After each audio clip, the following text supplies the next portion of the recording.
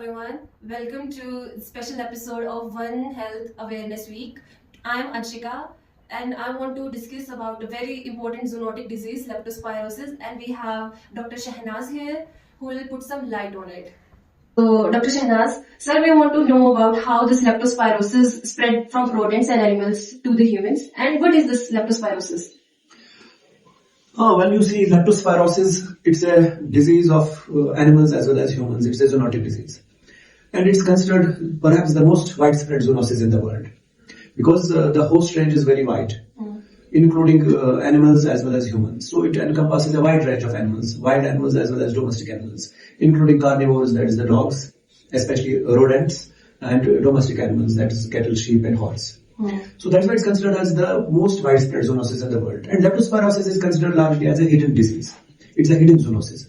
Because in leptospirosis, most of the infections, they are not overt, they are not clinical. Rather, they are subclinical. And more than 70% of the infections of leptospira or leptospira infections, they are subclinical infections. So that's why this disease it goes unnoticed, number one. And number two, the important thing with leptospira is that there are two types of hosts actually.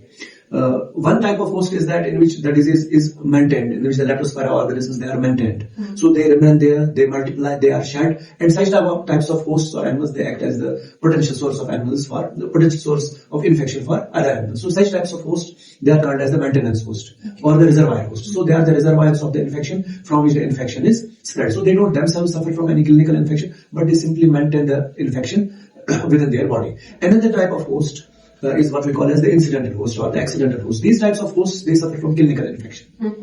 But epidemiologically, these maintenance hosts or reservoir hosts, they are very important because in them the infection, it remains for a very prolonged period of time and they shed the organisms for a very prolonged period of time, in contrast to the incidental hosts who just suffer from a clinical episode and shed the leptospira only for a brief duration of time. So the infection, it spreads from animals, to humans, being a zoonotic infection.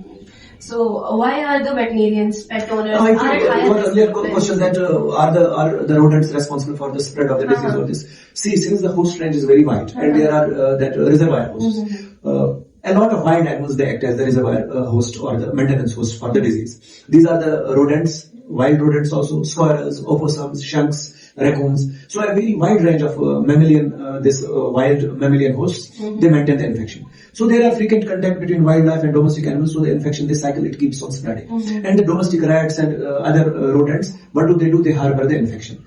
Because the infection, it remains within the kidney tubules and the leptospirosis, they are shed in the urine for a very prolonged period of time in these reservoir hosts. And you see, rodents are everywhere. Their population, their prevalence is everywhere. They are everywhere. So the urine of the rodents and the urine of other these potential mammals which harbor the leptospira, this urine, it contaminates the environment. It keeps on contaminating the environment. It contaminates the feed and fodder. And naturally, the humans and other animals, they are in close contact with the environment for feeding purpose and for other work. So the infection, they can acquire infection. Domestic livestock, domestic animals, dogs, as well as the humans, they pick up the infection. So rodents, because since they are the reservoir hosts, they harbor the infection in their kidney tubules, they shed it in the urine, they contaminate the environment, and other animals, they pick up the infection. This is the role of rodents. Okay. So sir, what are the preventive measures, steps we can take? Like for this vaccination or anything? The first thing is that who among the humans can pick up the infection? Because we acquire this infection from environment. The disease is spread directly whenever a susceptible host comes in direct contact with the urine of the animal, with the urine which is contaminated with leptospira. Or it is indirect contact with the urine or with the environment which is contaminated. The environment, if it's contaminated by urine, that is the feed and water or other immediate environment of the animal. When we humans or other animals, they come in contact with the environment which is contaminated by the urine containing leptospira, they pick up the infection. So actually it is only the indirect contact mostly which is responsible. So the animals, they go for grazing, they go for feeding in the water, especially the water which is stagnant water. So they frequently come in contact with the water, they drink the water, their skin, it becomes exposed.